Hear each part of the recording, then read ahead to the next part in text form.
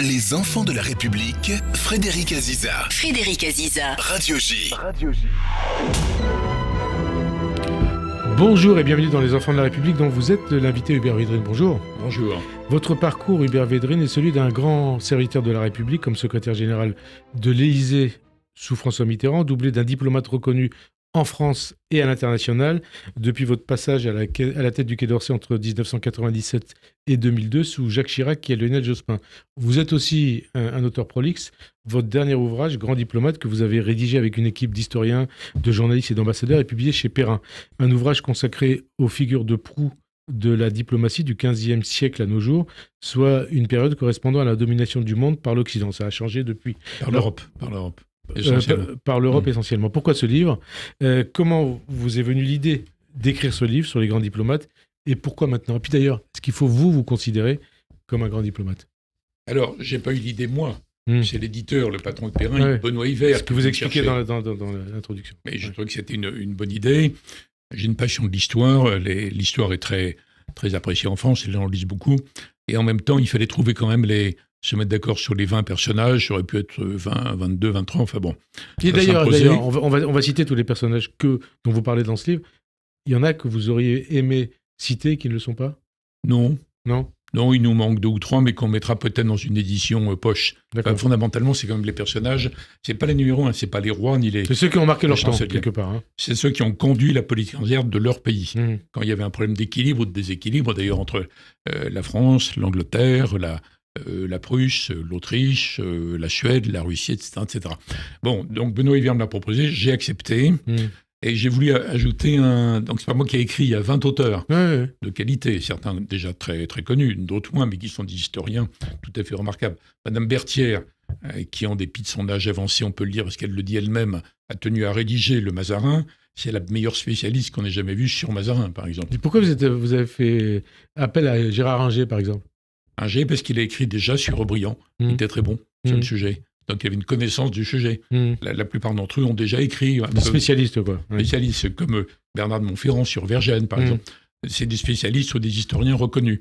Alors après, Benoît Hiver m'a demandé d'ajouter un commentaire, et mon commentaire à moi, c'est qu'il n'y aura sans doute pas dans l'avenir, même si dans un monde interdépendant, interconnecté, globalisé dans le désordre chaotique, mais enfin quand même globalisé, je ne crois pas qu'il y aura l'occasion pour d'autres personnalités de ce genre de construire une image de grands négociateurs ou diplomates. Vous-même alors ? Tout ça en midi. Non mais laissez-moi de côté. Non mais j'ai envie de parler de vous un peu. Non, après, c'est pas le sujet, je suis pas dans le livre. Non mais justement, comme coordonnateur. Est-ce qu'il faut vous considérer comme un grand diplomate ? Non, d'abord, je ne suis pas membre du corps diplomatique. Mais vous avez été ministre des Affaires étrangères quand même. J'étais chef de la diplomatie. Ce qui est vraiment vrai quand on est en cohabitation, comme l'a été Alain Juppé, par exemple. Voilà. Ça dépend des autres gars. Non, c'est autre chose, je ne suis pas là pour parler de moi. Oui, bien sûr. Et en plus, ça n'a rien à voir, parce que même si on est un bon ministre à un moment donné, dans un pays, tout dépend du pouvoir qu'on a. Donc il y a des personnages dont il est question dans le livre, y compris des gens peu connus, des gens très connus comme Kissinger, mais il y a des gens moins connus comme Kaunitz, par exemple, comme William Pitt. Dont on va parler. William Pitt, un jeune premier ministre anglais de la couronne britannique, à 24 ans à la fin du XVIIIe siècle. 24 ans. Il y a eu deux plus jeune qu'Attal. Il y a le père, donc c'est William Pitt. Il y a des gens comme Disraeli, il y a des gens qu'on croit connaître, mais qu'on ne connaît pas bien, comme Bismarck. Donc mélangeons pas que la situation actuelle et ce que deviennent les ministres des Affaires étrangères dans les 20 ou 30 dernières années dans les démocraties. C'est un autre sujet. D'ailleurs, les personnages que vous traitez dans ce livre, c'est des noms qu'on a en tête. Alors que les ministres des Affaires étrangères des pays les plus importants de l'Occident ou du monde depuis 20 ans, on ne les connaît pas forcément. Un peu les secrétaires d'État américains, et encore pas tous. Pas tous. Parce que c'est l'Amérique. Bon. Et donc, c'était intéressant de se replonger dans ces personnages, mais qui ont eu 10 ans, 20 ans, 30 ans pour construire l'image. Alors certains ont fait une mise en scène géante comme Kissinger, d'autres pas, mais ils étaient là longtemps, ils étaient des personnages clés, on le sait. À l'époque moderne, où ça change très vite, tous les mandats sont raccourcis, regardez en France le quinquennat, les ministres, il y a plein de ministres de pays théoriquement importants qu'on ne pourrait pas citer là. Vous voyez, donc il y a une évolution tendancielle générale, quel que soit le talent des individus. Mais c'est intéressant de revenir à ces personnages. Et on va y revenir. Une question personnelle. Quand on a été diplomate, un grand diplomate comme vous l'avez été, ministre des Affaires étrangères, je suppose que ça change aussi la manière de voir le monde. Ça dépend ce que vous étiez avant, en fait. Écoutez, moi, je suis d'abord jeune, j'étais très voyageur, très routard. j'étais en voiture en Afghanistan, pardon, vous voyez, puis je connaissais par cœur le Maroc, des choses comme ça. Mais si vous ne connaissez pas le monde et que brusquement vous arrivez là, vous allez mettre 1 an ou 2 à comprendre ce qui se passe, d'autant que les Européens ont été, pendant les dernières décennies, l'esprit farci de vision très sympathique, très optimiste, mais qui ne fonctionne pas du tout. Donc ça dépend. Moi, j'ai eu la chance d'arriver en 87 grâce à Jospin qui m'a proposé, à Chirac a accepté, parce que j'ai passé les 14 années avec Mitterrand à l'Élysée, sans parler des années d'avant, sans parler de mon père et lui. Vous voyez, donc j'avais quand même une préparation. L'amitié de votre père avec François Mitterrand, qui vous a appelé auprès de lui. Donc, dans la position, il fallait savoir. Porte-parole, conseiller diplomatique. Il ne m'a pas appelé que parce que j'étais le fils de mais parce que vous étiez compétent, bien sûr. Il fallait savoir lire et écrire aussi. Mais j'ai quand même été dans la potion magique avant. Mais c'est pas évident de but en blanc comme ça. Et ça a donné Hubert Védrine. Alors, les personnages... Mais c'était pas le but de l'émission. Non, mais on va parler. Ces grands diplomates. Pourquoi des choix que vous avez faits, d'ailleurs? On va en parler. Mazarin, donc vous appelez le diplomate par excellence. Talleyrand, le prince boiteux. Metternich, le diplomate qui tromperait Dieu lui-même. Bismarck, le symbole... Ça, c'est les titres. Oui, c'est les titres, mais c'est pour nos auditeurs. Hein. La réelle diplomatie d'Israël, dont vous avez parlé, le pouvoir de l'imagination, c'est aussi un titre du chapitre. Molotov, l'ombre... C'est lui inventé que la reine Victoria soit impératrice des Indes. C'est lui qui a inventé ça. Molotov, Staline, l'homme derrière Staline. Zhou Enlai, l'indispensable serviteur de Mao. Henry Kissinger, qui est mort il y a pas très longtemps. Très peu de temps. Et qui a continué à marquer son temps, y compris depuis la fin de son mandat en 74 ou 74, il me semble. Dépeint comme une parenthèse réaliste au sommet de la diplomatie américaine. Boutros-Ghali et Kofi Annan que vous citez, donc gentleman oriental. Oui, on a mis 2 secrétaires généraux des Nations Unies qui n'ont pas un vrai pouvoir en réalité, mais qui sont des belles figures. Qui ont marqué quelque part leur mandat. Edouard Shevardnadze, le renard du Caucase, le ministre des Affaires étrangères de Gorbatchev. Au début, avant d'être président de Géorgie. Et le dernier, Sergueï Lavrov, qui est toujours en place à Moscou. Alors pourquoi ces choix? C'est décrit dans le livre, mais... Je crois qu'il s'impose. Qu'est-ce que vous n'auriez pas mis, vous? Je ne sais pas, je ne suis pas aussi calé que vous là-dessus. C'est des noms qui s'imposent. Et pourquoi? Entre 3-4 qu'on peut ajouter, mais franchement, c'est une liste qui s'impose. Alors, on va commencer par le premier, Mazarin. Oui. Pourquoi? Alors, Non, mais c'est pour nos auditeurs, je sais, mais j'ai lu le livre. Mais pourquoi? Précisément, quand on lit Kissinger, dans son grand livre, Diplomatie, indépendamment du bilan de Kissinger, ministre, on peut en débattre. Mais intellectuellement, il a dominé quand même l'exercice, avec Brzezinski, qui est moins connu, mais qui était très fort aussi. Donc Kissinger, il dit, à un moment donné, c'est la France qui était... J'ai pas cité tous les noms, mais Brzezinski aussi. Au top des puissances. Le concepteur de l'État-nation et de la politique Richelieu, que lui met encore au-dessus. Et après, l'homme qui a mis en note, son génial, ça, c'est Mazarin, notamment à travers les traités de Westphalie. Que Kissinger trouvait quand même extraordinaire, parce que la France a reculé, on va dire, de 2 siècles, la réunification allemande. Là où depuis, l'encerclement par les Habsbourg, Charles Quint ou autres, la France était obsédée par le fait de ne pas avoir une énorme puissance germanique qui la déséquilibre. Ça ne veut pas dire qu'il ne faut pas aimer les Allemands ou coopérer avec eux aujourd'hui, mais je vous parle du siècle de l'époque. Donc, Mazarin, c'est l'homme qui a réussi les traités de Westphalie. En fait, il y en a 2, mais peu importe. Bismarck d'Israël. Bismarck, ce qui est très intéressant, c'est que les Français ont une mauvaise image de lui en le connaissant mal. En réalité, il était quand même très bon. Évidemment, c'est lui qui a obtenu la réunification allemande contre les Autrichiens, puis contre la France. Il a piégé Napoléon III. C'est un gigantesque personnage. Mais il laisse encore sa trace aujourd'hui dans la même contemporaine. Alors en plus, il avait inventé les assurances sociales. Il y avait une politique sociale interne très avancée, qu'aucun social-démocrate de l'époque qui n'existait pas avait imaginé. Bon, alors après, il y a eu évidemment une mauvaise image de la France, mais on confond en France Bismarck et Guillaume II. C'est Guillaume II qui a viré Bismarck et qui a mené une politique militariste agressive contre la Grande-Bretagne qui a entraîné la marche à la guerre de 14. D'ailleurs, il y a quelques années,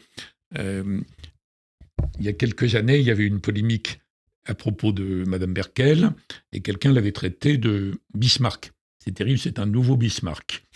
Et moi, j'avais dit à la radio allemande, elle ne mérite pas un tel éloge. Voilà, c'est ça, c'est une qualité quand même. Parce que c'est pas le Bismarck qui nous a conduits à la guerre. Vous voyez ? D'Israéli. Donc, c'est les cas où les gens d'Israéli, on dit c'est incroyable. La reine Victoria. C'était un juif anglais devenu Premier ministre. En plus, il a inventé, il est passé de la reine à l'impératrice. Un Kissinger britannique. Oui, alors sauf que Kissinger, à un moment donné, il est quand même le maître de la moitié du monde. Alors évidemment, on peut dire qu'il y a une globalisation britannique depuis le milieu, puisque Napoléon non seulement a raté finalement, mais a provoqué la coalition contre la France, c'est que le destin de la France aurait été très différent s'il n'y avait pas eu la Révolution, donc l'obligation d'en sortir, donc Napoléon, donc blablabla. Donc si la France s'était réformée à la fin de Louis XV ou sous Louis XVI, l'histoire était complètement différente. Mais ça n'a pas été le cas. Donc vous avez des personnages qu'il faut interpréter en fonction de ce contexte. Extraordinaire quand on vous entend. En fait, vous êtes historien quelque part. Vous êtes passionné d'histoire. C'est ça aussi la diplomatie des affaires étrangères. Les événements d'aujourd'hui découlent de l'histoire. Bien sûr. Si on parlait du Proche-Orient, ce serait évident. Bien sûr. L'Ukraine-Russie, c'est évident. Ouais. Donc si vous vous bornez à regarder l'actualité, à réagir à ce qui s'est dit il y a une minute avant ou les horaires de la veille, vous ne comprenez rien. Donc c'est pas par goût de l'histoire au sens lourd. Mais c'est peut-être ce qui manque aujourd'hui. On ne comprend rien s'il n'y a pas une mise en perspective historique. C'est peut-être ce qui manque aujourd'hui, non seulement au niveau de la classe politique, mais aussi chez les jeunes, chez les citoyens lambda. Oui, mais il faut transmettre. Oui, c'est ça peut-être le problème. Donc faire des livres, c'est une façon de participer à la transmission. Tout à fait. Donc Disraeli, Molotov, l'ombre derrière Staline, on va arriver à l'époque contemporaine, et Chou En-lai. Chou En-lai, ce qui est très intéressant, c'est qu'il a toujours eu un prestige gigantesque en Occident. D'abord, il parlait français. Il parlait français à la Sorbonne, il me semble. Il comprenait un peu, parce qu'avec Deng Xiaoping, ils avaient bénéficié d'un programme de étudiants boursiers. C'était classe moyenne, c'était pas des paysans. Donc, ils avaient été envoyés en Europe et en France. Et ils ont habité dans le 14e arrondissement. Ils ont habité à Montargis. Il y a une statue de Deng Xiaoping à la sortie de la gare de Montargis.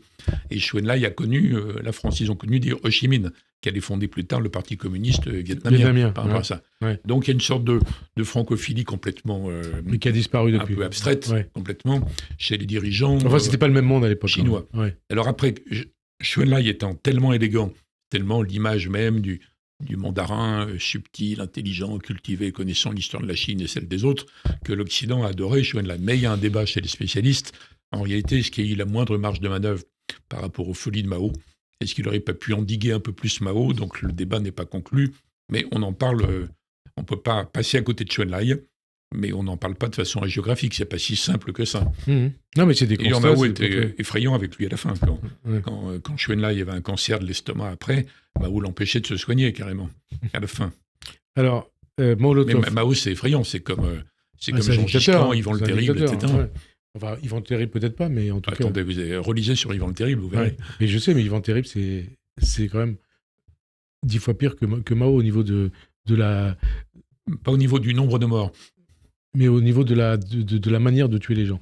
Ah, peut-être. Il y a un sadisme vrai. Un sadisme, voilà. Mais en nombre de morts, n'oubliez pas que Mao a tué plus de gens que Staline, qui en a tué plus qu'Hitler. Ouais, tout à fait. Alors, il y a la signification qui n'est pas exactement la même. Mais le sadisme d'Yvan le Terrible. Donc, Molotov. Oui. Alors ? Il fallait un personnage de l'époque stalinienne. Et comme on n'a pas traité les numéros 1, Molotov, on aurait pu mettre Gromyko, par exemple, vous voyez. Mais Molotov et Gromyko, ça faisait... On verra. Mais Gromyko est plus contemporain. On l'a en tête encore. Dans l'édition en poche, on va peut-être en ajouter 3 ou 4, en notant des bonnes suggestions comme les vôtres, par exemple. Gromyko, sous Brejnev. Oui. Que vous avez connu, je suppose. Non, pas que sous Brejnev. Non, je ne l'ai pas connu, moi. Vous ne l'avez pas connu ?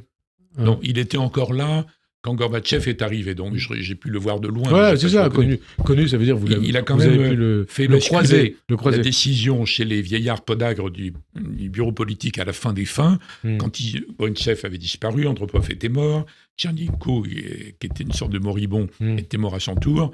Ils ont hésité, ils avaient peur de Gorbatchev, en fait, tous les vieux crabes qui étaient encore là, parce qu'ils savaient qu'il allait tout bouleverser, bien ou mal. Bon. Et donc Gromyko a fait basculer pour Gorbatchev à ce moment-là. Kissinger, comment un homme qui est né en Europe, qui a fui avec ses parents l'Allemagne, a pu jouer ce rôle aux États-Unis ? Vous pouvez venir jouer un rôle, n'importe quel rôle. Si vous n'êtes pas né aux États-Unis, vous pouvez être tout sauf président. Voilà. Par intelligence, par ruse, par calcul, par tactique, par entre-gens, par stratégie sociale, etc. Après, il a joué plusieurs chevaux. Et vous dites qu'il a marqué son temps. Alors, il a marqué son temps de 2 façons. Il y a soit le Kissinger conseiller spécial, conseiller pour la sécurité nationale des présidents et notamment de Nixon, et puis après Kissinger, ministre, secrétaire d'État. Nixon, puis Ford. Donc il a joué un rôle énorme, et notamment ce que tout le monde a à l'esprit, mais il y a d'autres histoires, le renversement de la relation avec la Chine. Ils ont réussi à dissocier la Chine de l'URSS à l'époque, et donc à faire en sorte qu'il n'y ait plus une Il a menace joué un rôle commune important de la relation entre les États-Unis et plus la Chine. qu'important, géant. Ouais. Géant, Et d'ailleurs colossal. de l'Occident avec la Chine. Ouais. Oui, non, mais c'est colossal ce qu'il a fait. Après, il y a toute une série de griefs contre Kissinger sur sa politique au Chili, au Cambodge, Vietnam. en plein d'endroits, etc. Ouais. Donc, le bilan en tant que Kissinger au pouvoir, on peut en débattre sans fin. Il y a des choses spectaculaires. On peut dire que c'est un génie quelque part. Alors là, oui, enfin, génie, on ne sait jamais si c'est Mozart enfin, ou Einstein, génie diplomatique. on est d'accord, c'est des génies, mais là où il est plus fort que tout le monde, mais il y a la puissance américaine derrière, hein, quand même. Quand on lit le livre Diplomatie, c'est quand même phénoménal. Alors, il repart justement l'histoire de l'époque que traitent nos 20 portraits, en mettant Richelieu au-dessus de tout. Parce que c'est lui qui a compris que l'époque, disons, de communauté internationale de l'époque, qui est celle du pape ou de l'empereur, allait se terminer et que les États-nations allaient se développer, être en guerre entre eux ou en équilibre entre eux. C'est Richelieu qui a pensé ça. Mazarin étant un génie dans la mise en œuvre. J'ai cité les traités de Westphalie par rapport à ça. Donc la façon dont il parle, c'est tellement intelligent, c'est tellement lumineux qu'il a une influence énorme depuis dans le monde entier, même chez des gens qui l'avaient contesté, comme secrétaire d'État. Alors il y a un autre personnage des États-Unis on a vu tous les hommages qui lui ont été rendus. Enfin, c'est toujours le cas quand un personnage décède, mais voilà. Hein, mais plein de gens ont rendu hommage, mais n'ont jamais lu ces textes. Hein. L'élément, c'est ce texte. Alors, il y a d'autres textes. Son dernier livre sur la Chine, l'avant-dernier, le dernier sur l'intelligence artificielle. Et puis, il continuait à voir les géants de ce monde, jusqu'à plus de 100 ans. Notamment les Chinois. Notamment les Chinois, il a rencontré le président chinois, Xi Jinping. Il a fait un coup malin, parce que Kissinger a toujours été pour le maintien d'une relation stratégique États-Unis-Chine, même si l'Amérique a basculé plutôt dans le containment par rapport à la Chine. Et c'est un des seuls domaines où il y a un accord bipartisan entre les républicains et les démocrates qui se détruisent mutuellement. Donc le président Xi Jinping, il y a quelques mois, il l'a reçu. Kissinger étant déjà, pas encore mort, mais presque vivant. Donc ils ont envoyé une sorte d'avion hospitalisant. Enfin, il est allé le voir à Pékin. Oui, mais c'est malin de la part de Xi Jinping. Il l'aurait pas fait. Et la photo, on la voit encore aujourd'hui, elle est restée. Il ne l'aurait pas fait si Kissinger n'était pas resté archi-connu dans le monde entier. Mais alors, on peut tout à fait débattre de ses orientations, de cette décision. Bien sûr, et on a débattu, notamment au moment de sa mort. Et avant d'ailleurs, tous les procès qui lui ont été faits pour le Chili, le Vietnam et autre chose. Non, c'est pas le Vietnam, c'est l'élargissement au Cambodge de la guerre du Vietnam, pour empêcher, disons, le Vietnam du Nord d'amener des armements au Vietnam du Sud, au Viet Cong. Du coup, ils ont renversé le régime au Cambodge. Et de proche en proche, ça a conduit au Khmer Rouge, ce qu'ils ne voulaient évidemment pas faire. Mais 2 millions de morts, c'est ça au Cambodge. Oui, c'est un auto-génocide. Boutros-Ghali, Kofi Annan et l'ONU. Alors, ce qui est intéressant, c'est que même si on a tendance, c'est mon cas, à dire qu'il ne faut pas attendre trop de l'ONU, parce qu'après on est déçu, on leur fait des reproches injustifiés. Vous dites la même chose aujourd'hui de Guterres ? Oui, non, il est très bon, Guterres. Mais sur l'attente par vos Nations Unies, les Européens qui sont des idéalistes sympas, un peu bisounours, ils l'étaient en tout cas, j'ai dit souvent, ils croient que les nations sont unies. Elles ne sont pas unies du tout. Le U est de trop. Mais qu'il y ait un rendez-vous de tous les pays du monde, c'est très bien. Les quelques 200 pays. Mais personne n'a de pouvoir là-dedans, sauf les 5 membres permanents du Conseil de sécurité, qui ont le droit de veto. C'était construit à la fin de la Deuxième Guerre. Donc, le secrétaire général, on en prend 2 exemples. On pourrait, en effet, si on continuait à mettre Guterres, qui est vraiment très bon, etc., ils ont un vrai pouvoir si les 5 membres permanents sont d'accord sur un point précis. Donc, il a les puissances derrière lui. Les vétos bloquent tout. Sinon, quand il y a le veto, il y a toujours eu du veto pendant la guerre froide. C'est soit les États-Unis, soit la Russie, etc. Bon, la France, quasiment jamais. L'Angleterre, quasiment jamais. La Chine, un peu. Parce que la Chine est opposée à ce qu'il y ait d'autres membres permanents comme le Japon ou l'Inde. Et nous, on est vertueux sur le veto. Donc, c'était pas mal de voir comment ces personnages, pas à la tête d'une vraie puissance, vous voyez, donc ne pouvant pas menacer, comment ils se sont débrouillés dans le magma multilatéral. Ils ont été assez bons tous les deux. L'URSS et la Russie, vous citez donc Shevardnadze. Shevardnadze qui, avant d'être président de Géorgie, était ministre de Gorbatchev. Ça, c'est l'épisode Gorbatchev qui est tout à fait particulier. Donc étonnant, mais on traite de Gorbatchev à travers Shevardnadze, et puis Lavrov, Poutine. Oui, parce que ça aurait été incomplet de ne pas mettre quelque chose sur la réalité actuelle. Alors, il n'y a pas de ministre américain immédiat qu'on aurait pu mettre. Vous voyez, donc c'est avant... alors, Blinken, on ne sait pas ce que ça va devenir. Bon, donc on a mis Lavrov parce que sinon ça aurait été un couple. Mais ce n'est pas un choix, ce n'est pas un tableau d'honneur, le livre. Vous auriez pu mettre un contemporain français comme, je ne sais pas moi, Fabius, Villepin ou Juppé ? Non, si on fallait faire un chapitre sur les ministres en Europe, les ministres récents en Allemagne, en Angleterre, en France, on pourrait, mais on ne peut pas sortir. En plus, la question me gêne. Mais c'est pour ça que je vous la pose. Alors, vous auriez pu ou pas? Non, mais c'est pas l'esprit du livre. Non, je sais, mais je vous pose Non, mais si on élargit vraiment à l'époque tout à fait contemporaine, il faut ajouter d'autres personnages en Chine, en Inde, le ministre turc qui avait théorisé. Il y a quand même quelques personnages intéressants, voire même un Israélien, un Arabe, etc. Vous voyez. On aurait pu citer. Mais ça, c'est autre chose. C'est une suite éventuelle. Je note d'ailleurs cette suggestion que je transmettrai à mon éditeur, une suite éventuelle pour ce livre. Les contemporains. Et alors, on va aller plusieurs siècles en arrière, 18e siècle, fin du 18e siècle. William Pitt, le jeune Premier ministre de la couronne britannique, a 24 ans. 24 ans, donc il a été plus fort que Gabriel Attal. Et il a fait des choses. Il est mort très jeune, je crois qu'il est mort, vous écrivez, à 48 ans, je crois. Oui, la valeur n'attend pas le nombre des années, vous connaissez. Oui, tout à fait. Et alors, donc, parlez-nous un peu de lui. De qui ? De ce William Pitt, est-ce qu'il y a un parallèle? Je l'ai mal connu, en fait. Vous l'avez mal connu, mais bon, il y a un parallèle à faire avec Gabriel Attal ou pas? C'est ça la question. Il n'y a aucun parallèle à faire avec des personnes de ces époques. Non, mais on va préciser les choses.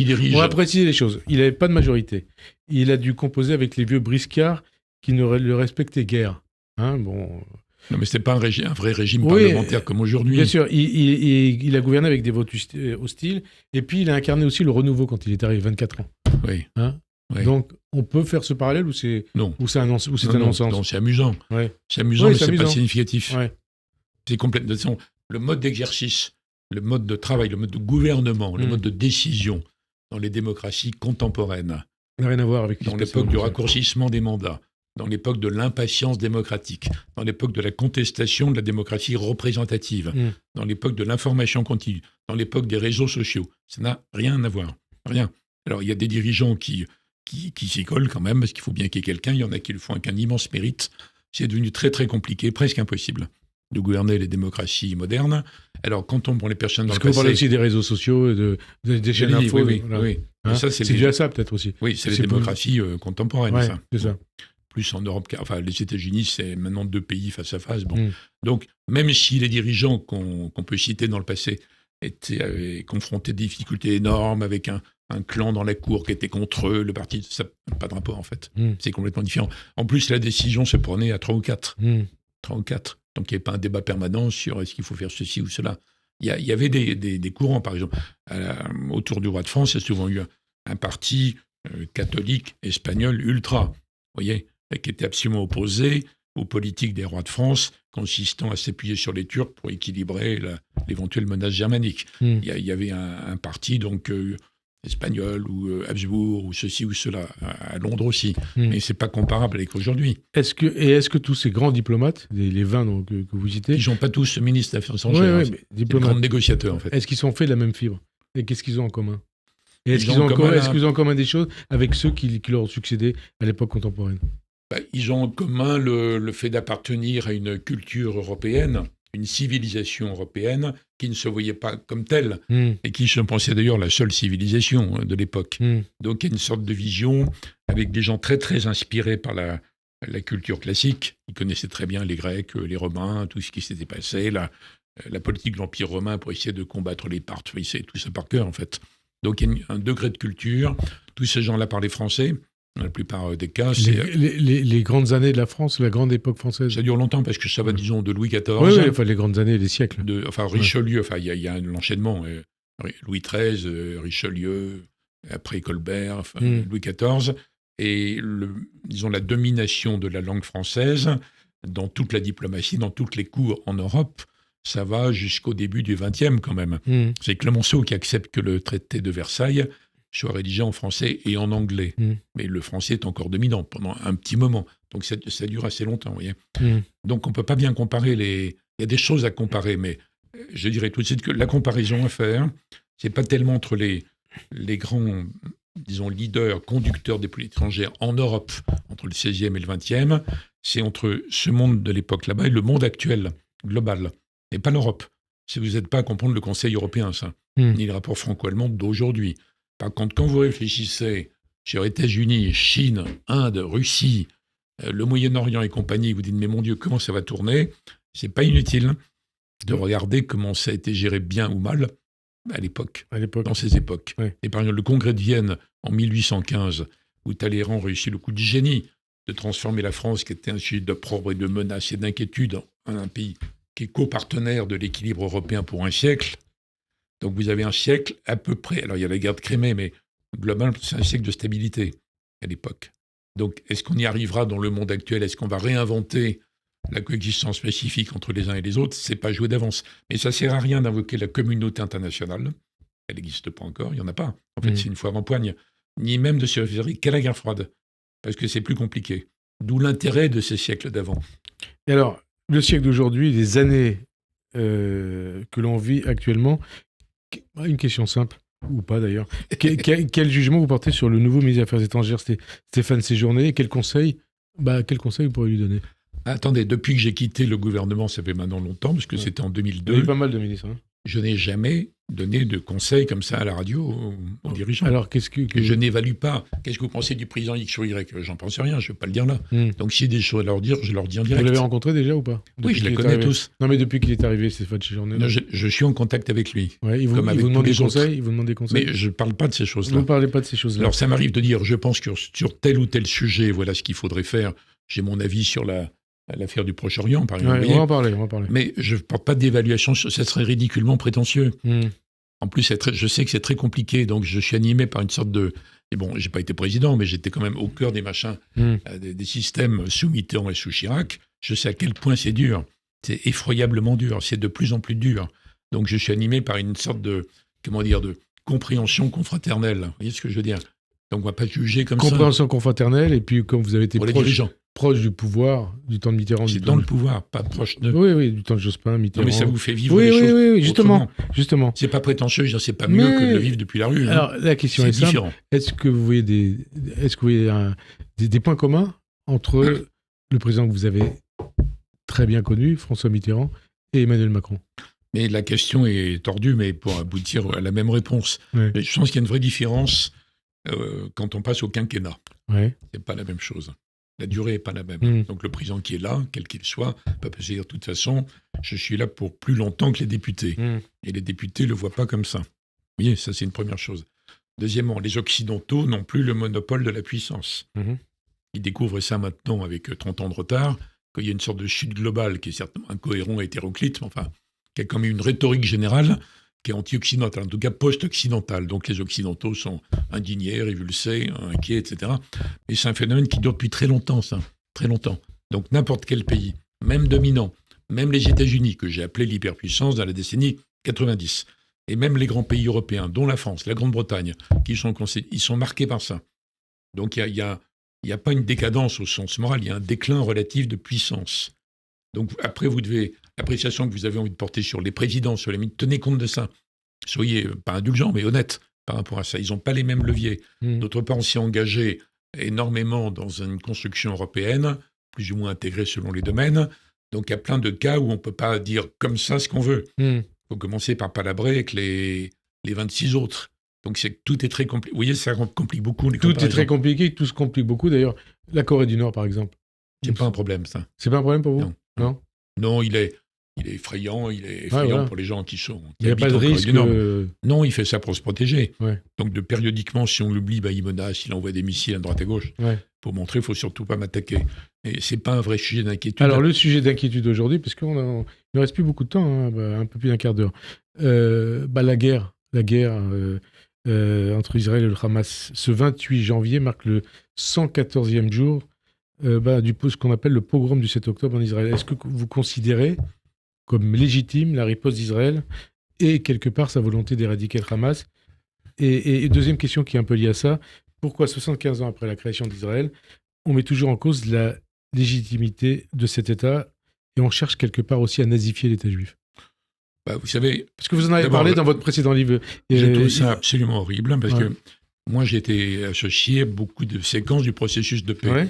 J'ai connu l'époque Rabin, Arafat, l'époque Pérez, l'époque Olmert, Barak et même Sharon, etc. Et le processus de paix, le but, c'est que ce genre d'horreur n'arrive jamais.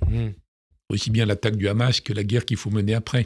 Jamais. Vous dites qu'il faut mener après. Ben oui, mais ils n'ont pas le choix, là. Ouais. Mais il faut qu'ils trouvent une sortie politique. Bon. Mais alors, ce que disent les Israéliens aussi. Hein. Oui, la nation israélienne. On ne peut pas dire les Israéliens, il y a tellement de positions différentes. Même au sein du cabinet de guerre, il y a des positions différentes. Mais ce que j'ai vu, moi, pendant ces 30 ou 40 années, je suis resté en contact avec les gens, non pas qui prennent position pour s'engueuler d'une position à l'autre, mais qui cherchent des solutions. C'est qu'il y a une petite minorité d'Israéliens qui s'est résignée courageusement à ce qui est quand même un État palestinien, ce qui avait été nié pendant très très très longtemps. Ils ont été combattus par une majorité soit réticente, soit carrément hostile. D'ailleurs, Rabin a été assassiné. Hein. Voilà, on l'a dit en même temps. Hein. De l'autre côté, il y a des Arabes et des Palestiniens qui sont confrontés qui se sont résignés, une minorité, s'est résignée à reconnaître Israël, mais c'est pas vrai de la masse des arabo-musulmans. C'est vrai des gouvernements arabes qui, avec le temps, s'étaient dit, bon, il y en a marre, il faut normaliser avec Israël. Entre parenthèses, la rue, ce qu'on appelle la rue arabe, elle est hostile à la paix. Elle reste hostile, mais enfin pas... Et ce que disait un invité récent, il disait la rue arabe, elle est antisémite. Non, pour eux, les Juifs soutiennent tous Israël, donc ils sont contre Israël, ils sont contre la colonisation, contre les colons qui vont arracher les oliviers et empoisonner les puits, donc ils sont contre en bloc. Bon. Mais quand on leur explique qu'il y a des organisations comme J-Call ou bien des gens comme ça qui ont une autre position, bon, la plupart des gens en Égypte ou ailleurs, ils sont plus nuancés. Mais en tout cas, ce que je voulais dire, c'est que les gens qui ont cherché une solution depuis des dizaines d'années, c'était dans les deux cas des minorités, minorités courageuses. Hein. Sadat avait été assassiné par un fanatique musulman, Anwar el-Sadat. Donc, je crois qu'aujourd'hui, tout ça est monstrueux. Et alors, soit il ne se passe rien, et Netanyahou, qui a intérêt à rester au pouvoir, il a intérêt à faire durer la guerre, à élargir la guerre pour rester au pouvoir, pour éviter la suite et la condamnation éventuelle. Blinken essaie de faire le tour des autres pays pour empêcher Netanyahou de jouer l'escalade. Et puis on a quelques mois des élections américaines. L'Iran a également intérêt, non pas à faire une grosse escalade, mais à entretenir la tension, l'agressivité à droite à gauche. Et je sais, d'après mes informations, la Maison-Blanche, c'est-à-dire Biden, Blinken, Jack Sullivan, le conseiller pour la sécurité nationale, le poste qu'avait Kissinger autrefois, eux, ils veulent vraiment redéclencher un processus pour essayer d'aboutir. Est-ce qu'ils pourront le redéclencher avant les élections américaines? C'est ça la question. C'est la question. Et alors, c'est une question à très court terme. Hein. À très court terme. Et ça suppose que Netanyahou soit écarté, qu'un autre leader arrive. Alors, que la guerre se termine. On dit qu'il veut jouer sur le général Gantz, que je ne connais pas, qui est un dur à cuire, donc c'est bien. Enfin, dur à cuire, un pragmatique. Oui, mais... Et un modéré. Il faut savoir une chose. Il faut être dur pour inspirer confiance aux Israéliens. Voilà, c'est vous normal, avez connu... même si j'ai connu Sharon, par exemple. Vous avez connu Sharon, même si vous n'étiez pas aux affaires. Si, je l'ai connu. Non, mais je vous parle d'une autre époque. L'après-guerre de Kippour, ça a été Rabin. Oui. Hein, un général. Oui. Les Israéliens ont souvent au début, il a réprimé confiance énormément la première intifada. Après, il a fait le reste. Donc, moi, j'ai un certain nombre d'amis. Et Sharon, s'il était resté en vie, il aurait sans doute rendu une partie de la Cisjordanie. D'ailleurs, il avait quitté Likoud. Ouais. Donc, il a créé son parti. Alors, je vois bien que c'est minoritaire. Les Israéliens sont monstrueusement traumatisés. C'est archi normal. C'est normal. Hein. C'est absolument normal. Si en France, il s'était passé la même chose, 10-15 000 morts, qu'est-ce qui se serait passé? Bien sûr. Mais je vois en même temps que le camp de la paix qui s'était arrêté par découragement, il relève la tête en disant, puisque la politique la plus répressive, la plus féroce contre les politiciens n'a même pas garanti notre sécurité, il faut peut-être revenir au raisonnement de Rabin. Et ils se demandent où ils vont. Le camp de la paix, il est moribond. Non, il n'est pas moribond, il était mort. Ouais. Il renaît là. Il renaît et il se pose des questions. Hein. Regardez ce qui s'écrit dans Haaretz. Ils disent aussi, je lis Haaretz, ils disent aussi que la paix ne pourra pas intervenir avec le Hamas toujours à Gaza. Voilà ce que dit le camp de la paix. Non, mais bien sûr. Hein. Ils ne vont pas le faire avec le Hamas. Voilà. Mais ils vont peut-être se dire qu'au lieu de tout faire pour qu'il n'y ait pas d'autorité palestinienne, pour prétendre qu'il n'y a personne, ce qui était le jeu de Netanyahou, très bien décrit par Ehud Barak, par exemple. Pas le camp de la paix, Ehud Barak. Donc ils peuvent se dire, on va reconstituer une autorité, on va sortir un gars de prison, on va lui redonner du crédit, mais le leader palestinien qu'ils vont recréer, s'il y a Biden et puis le général Gantz, par exemple, ils vont recréer quelque chose, cette personne va être menacée par le Hamas tout de suite. Je parle du Hamas militaire. Oui, bien sûr. Je pense qu'il y a des gens du Hamas politique qui vont essayer de dire... Oui, mais enfin bon, Hamas politique ou militaire, je ne sais pas... Non, mais quand Rabin a dit qu'il faut annuler la loi qui empêche de parler à l'OLP, l'OLP est une organisation terroriste aux yeux d'Israël. Oui, mais ce qui s'est passé le 7 octobre... N'excluez pas l'intelligence politique israélienne de l'étape suivante. On va voir l'étape suivante. Les accusations mais peut-être que ça se produira jamais. On verra si on peut espérer que ça puisse se produire avant qu'on quitte ce monde. Ce serait la moins pire des solutions. Voilà. Les accusations de génocide contre Israël, elles sont justifiées ou pas? Alors, je suis pas membre de la Cour pénale, la Cour de justice internationale. Mais quand on connaît bien la définition par Lemkin du génocide, il n'y a pas d'intention. Voilà. Il n'y a pas d'intention génocidaire. Mais vous verrez des gens, y compris des juifs de gauche, mais en tout cas 1,5 milliard de musulmans dans le monde, qui vont dire ça revient au même. En termes de droit, non. Puisqu'il n'y a pas d'intention. C'est le droit qui compte. Mais il y a quelqu'un qui s'appelle Bernard Brunto, qui est un très bon spécialiste en France des génocides, spécialiste des cas où le terme est justifié ou pas. Là où on n'aurait pas dû l'employer, là où il faudrait l'employer. Mais on a tendance à nazifier l'État d'Israël. Oui, mais c'est réciproque. Bon, voilà. Alors, c'est comme fasciste, nazi, peu importe ce que les gens disent. Vous me posez la question, je réponds. Moi, il me semble, mais je n'ai pas d'autorité juridique, il ne me semble pas que l'intention, et même les ministres fous qui veulent chasser les Palestiniens, comme les Américains chassaient les Indiens, vous savez, à l'ouest du Mississippi, il y a quand même 2 ministres importants qui disent ça. Vous parlez de Smotrich et de... C'est pas exactement le génocide tel qu'il est défini par les conventions. Mais beaucoup de gens vous diront ça revient au même finalement. Regardez la vie atroce à Gaza, beaucoup de gens l'avaient indiqué avant, il n'y a pas que le camp de la paix. Même Sarkozy avait dit c'est la pire prison à ciel ouvert du monde entier. Oui, il avait dit, c'est vrai, en Conseil des ministres même. Plusieurs entrées de votre... On parle d'un autre livre que vous avez écrit il y a 2 ans, Dictionnaire amoureux de la géopolitique, donc était consacré au monde arabe, à Israël, à la Palestine... Non, au monde entier. Non, mais je dis plusieurs chapitres. Ah oui, d'accord. Plusieurs chapitres. Plusieurs entrées. Plusieurs entrées.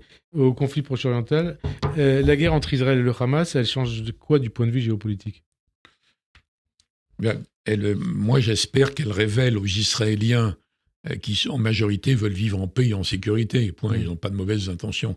J'espère, comme mes amis du camp de la paix, que ça leur révèle que la politique de répression à mort contre les Palestiniens n'a pas garanti leur sécurité. En même temps, c'est une preuve supplémentaire qu'on ne peut pas traiter avec le Hamas. De même que Netanyahou dit « je suis le rempart contre l'État palestinien », il ne dit pas contre le terrorisme, contre l'État palestinien. Ce que disait Begin. Ce que Begin avait dit à Mitterrand en mars 82. De l'autre côté, vous avez le chef du Hamas qui dit « notre seul but à nous, c'est l'élimination d'Israël ». C'est de la Méditerranée au Jourdain. Donc il y a une conjonction contre un État palestinien. Donc je rejoins ce que dit Thomas Friedman du New York Times. Friedman, on va rappeler ce qu'il dit. Éditorialiste au New York Times, la situation actuelle est le résultat de la politique menée par les pires des Israéliens et les pires des Palestiniens. Et vous dites qu'il a raison. Je suis d'accord. Et il ajoute, les choses peuvent être relancées que par les meilleurs des Israéliens et les meilleurs des Palestiniens, on en connaît, mais Ali Barnavi nous dit ça ne suffira pas. Vu le mode de décision en Israël, la représentation proportionnelle, et puis ça va arriver avec les encouragements du monde entier. En tout cas, des États-Unis. Non, ça ne suffit pas. Entre guillemets. Que le monde entier applaudisse, c'est une chose. Mais il faut que les États-Unis disent c'est un terme diplomatique. Vraiment y aller. C'est un terme diplomatique, encouragement. Ce serait la moins pire des hypothèses. Vous avez écrit aussi dans le dictionnaire. Sinon, la suite est hyper angoissante. Amoureux de la géopolitique à propos de l'Iran, que la profonde méfiance anti-arabe qui rapprochait autrefois l'Iran et Israël a été supplantée ces dernières décennies et plus encore ces dernières années par une alliance de facto israélo-saoudienne contre le régime des mollahs de Téhéran. D'ailleurs, le 7 octobre, c'est un peu le résultat de ça. Et c'est toujours d'actualité ou pas? Oui, mais les problèmes non réglés gangrènent tout par rapport à ça. Et alors, je vous cite toujours, vous l'avez dit un peu il y a quelques instants, Israël sera vraiment en sécurité quand les peuples arabes, et pas seulement leurs dirigeants, l'auront reconnu et admis comme voisin. On y arrive comment? Est-ce qu'on peut encore y arriver après le 7 octobre? On y arrive en faisant un État palestinien, petit, démilitarisé, qui coopère avec Israël, et qui coopérerait d'ailleurs avec Israël contre les islamistes. Et c'était le projet. Moi, je suis à fond pour Rabin. J'admire énormément Rabin. Le courage qu'il a eu, c'est dingue. Je crois que le nouveau Rabin, beaucoup le disent en Israël aujourd'hui, ça peut être Gantz. On verra. Entrée Shoah de vos dictionnaires, toujours. Ça serait merveilleux. Amoureux de la géopolitique. Ces gens-là vont prendre des risques énormes s'ils relancent le processus. Mais il le faut. Il n'y a peut-être pas d'autre solution. Donc, entrée Shoah de votre dictionnaire amoureux. Avec le recul, il est poignant de penser que beaucoup de juifs d'Europe auraient pu être sauvés de la démence nazie si le risque hitlérien avait été perçu plus tôt. Est-ce qu'on ne peut pas dire la même chose aujourd'hui de l'islamisme, du Hamas et de l'Iran? Non, c'est pas exactement. Je pense qu'il y a un degré supplémentaire, disons, dans la folie, la démence, la haine organisée dans la tête d'Hitler. Et d'ailleurs, il met en œuvre finalement, après la Shoah par balle du début, ça c'est vrai, mais la Shoah, il le décide. avant même la conférence de Wannsee, un peu avant, mais c'est pas exactement présent en 1933, mais c'est quand même là. Là, c'est différent, c'est une sorte d'affrontement de civilisation avec des incompatibilités fondamentales. Je regrette de dire qu'à mon avis, Huntington avait plutôt raison que Fukuyama dans le débat sur fin de l'histoire ou de civilisation. Donc, il faut intégrer ça et faire en sorte que les civilisations puissent cohabiter, sans avoir peur les unes des autres, sans se menacer, sans tout ça. Il y a le problème de la coexistence, de la confiance entre deux peuples. Là. Oui, mais c'est là où la niaiserie n'est jamais une bonne solution. Le fait de croire dans la communauté internationale, on est tous frères, on va accueillir le monde entier, toutes ces choses, c'est idiot parce que c'est très très lourd d'explosion après. Donc il faut reconnaître qu'il y a un antagonisme entre le monde arabe-musulman, notamment en Méditerranée, et le monde chrétien devenu Occident, qui dure depuis des siècles. Pas la peine de baratiner sur Méditerranée, lac de paix, vous voyez. Donc il faut traiter les choses pour essayer de les désamorcer. D'ailleurs, un jour, Chirac me dit, on parlait tout le temps, et j'aimais beaucoup... vous étiez souvent avec lui, hein. Ouais. Il me dit, moi, je condamne la théorie du clash des civilisations. Et moi, j'ai dit, je pense qu'il vaut mieux combattre le risque au sein du monde occidental et du monde arabo-musulman. Ouais. Alors il m'a dit, mais vous ne pouvez pas dire que c'est un choc de culture. Vous ne pouvez pas dire ça, c'est de l'inculture. Oui, je sais. L'inculture est dominante mais ça conduit dans le monde arabo-musulman, mais c'est encore pire. Ouais. Vous voyez, donc c'est un vieux débat, ça. Alors, la guerre, Israël-Hamas, avec ses conséquences en France. Ce qui a marqué les esprits depuis le 7 octobre, c'est la position de LFI. Vous avez connu Mélenchon, puisqu'il était ministre... C'est un autre Mélenchon. Mais laissez-moi poser la question, vous allez voir.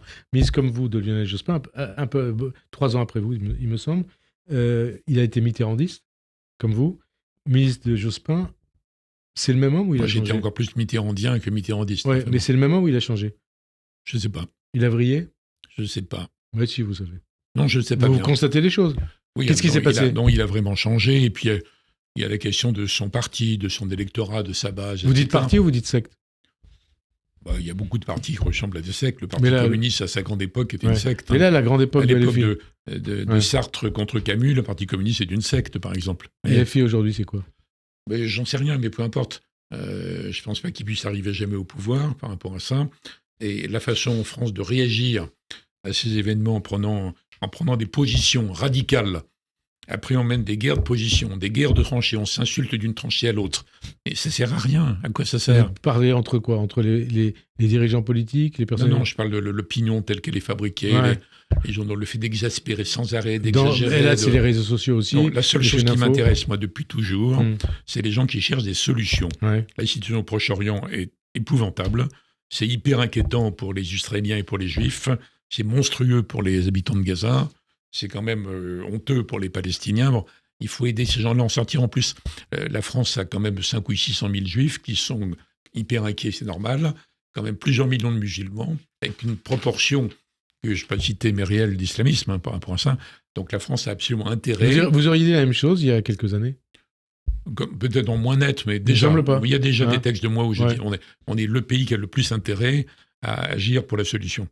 Pas pour prendre des positions, mais agir pour la solution. Je vous pose la question sur... C'est une réponse politique. Oui, mais ce que je vous pose la question sur Mélenchon... faire, nous, en France. Est-ce que ça a de l'influence sur le Proche-Orient ? Non, mais ce n'est pas l'influence sur le Proche-Orient. Mélenchon, vous l'avez connu, on l'a connu. A priori, ce n'était pas le même homme.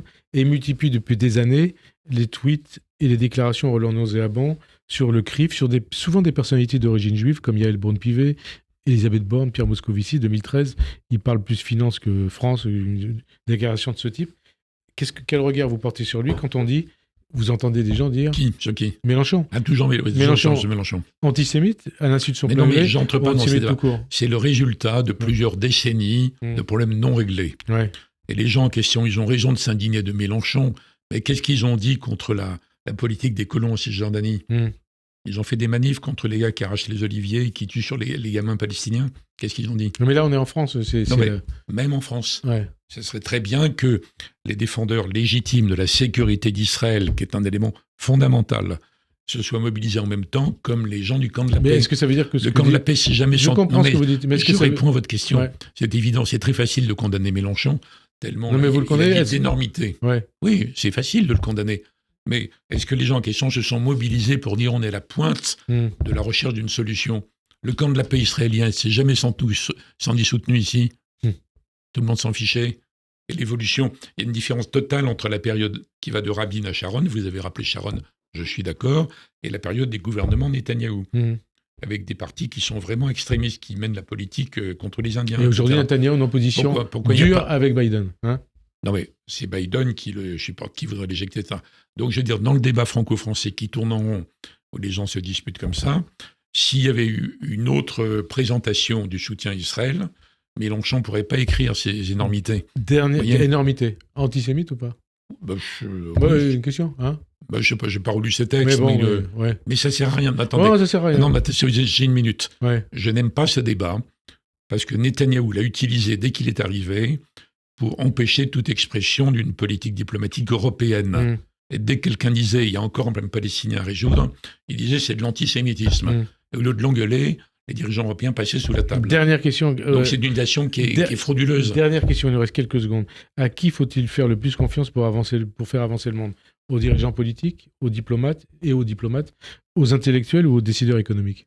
En gros, tous ces gens-là se voient sans arrêt, se fréquentent où sans arrêt. Où est le pouvoir? Vous savez ce qui va être l'échéance la plus importante dans les années à venir? Vous allez nous le dire? Les COP. Les COP. Parce que l'inquiétude sur le climat va monter.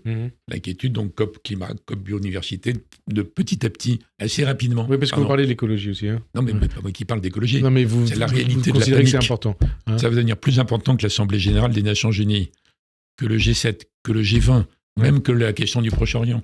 Merci en tout cas. Il faut faire confiance à tous ces gens-là que vous avez cités, c'est le travail ensemble. Merci. Avant de conclure, Hubert Védrine, je rappelle que votre livre Grand diplomate est publié chez Perrin. Votre livre collectif. Un livre collectif. Ce qu'on a dit déjà au début de l'émission. Merci d'avoir accepté de participer à cette émission. Bonne fin de journée sur Radio J. À dimanche prochain. Merci.